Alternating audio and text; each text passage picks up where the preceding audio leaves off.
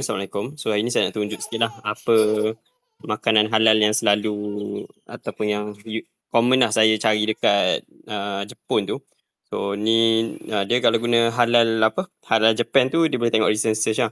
So senang saya nak tunjuk yang saya selalu beli lah. So yang biasa kalau sarapan saya wajib sarapan atau bekalan nak travel jauh, yang tempat yang saya rasa susah nak cari makanan halal, saya akan beli egg salad tuna mayonis dengan tuna mayonis lah. Ni yang selalu saya beli.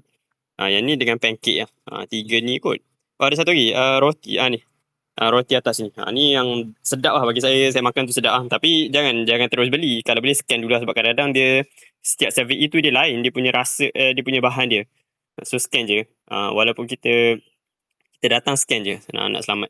Okay, lepas tu itu yang selalu saya beli untuk sarapan lah. Tapi kalau untuk minum-minum, ni yang saya suka lah. Yogurt saya memang suka yogurt sikit lah. Yogurt. Ni hari tu saya beli dua ni. Yang dengan yang ni saya beli untuk buat balik. Apa lagi? Macam aiskrim pun saya suka kak. Aiskrim vanila. Saya peminat vanila. Saya tak suka coklat. So kalau tengok dekat sini ada kulis vanila. Lepas tu rasa ada lagi kot atas. Ya, jom. Okay, lepas tu ada lagi kot. Mana entah biskut. Ni. Ni yang ni dua ni favourite saya lah. Yang atas ni saya try sekali je tapi saya rasa macam biasa tak. Boleh lah try sekali je tapi saya rasa saya tak minat. Yang ni saya rasa almost setiap 2 hari saya beli. Yang ni almost setiap 2 hari yang aiskrim ni.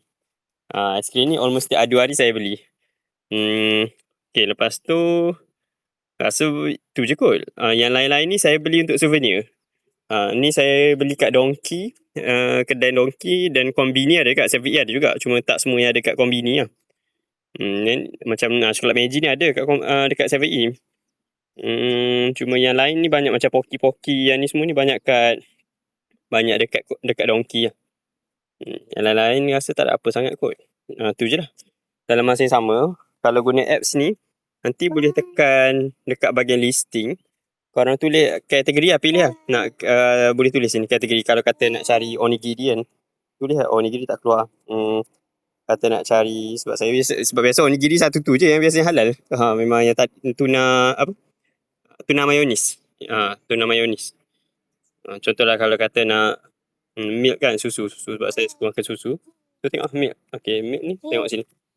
So nak cari tu senang. Okay, kita nampak siap-siap lah. Kalau ada bentuk, ada gambar macam ni, so biasanya halal lah. Tu biasa yang saya buat. Ataupun satu lagi, kalau rajin lah, tengok je kat 7E, scroll je semua. Tapi saya mula try buat, tapi dia masalah dia tak boleh nak kena scroll tu loading like. Saya tak minat. Kalau saya tak minat lah macam ni. Saya tak suka. Kalau brand pun okey juga nak search by brand kan. Tu je kalau ada brand yang kita rasa nak try makan, tulis je brand. Saya biasa guna kategori lah. Brand biasa saya tak ada brand yang saya nak try. Saya just nak tahu. Bagi saya semua makanan kat Jepun ni kena try lah. Just tulis kategori je. Tu juga. Lepas tu kalau saya lupa nak buat favourite itu. Ni ada yang saya buat favourite itu. Sebab macam contoh kita dah buat research kan. Kita dah cari yang halal kita nak try. Lepas tu kita tak ingat. So nanti just tekan je. Contoh macam ni kan. Tekan lah favourite kat sini. Saya buat. Saya lupa nak tekan. Dia macam kita on the spot je. Sayang. So rasa tu je kot. So kat sini adalah detail. Tapi saya jarang tengok. Biasa saya akan tekan sini nak scan. Nanti kita scan ada punya QR dia tu. So dapat lah. Okay.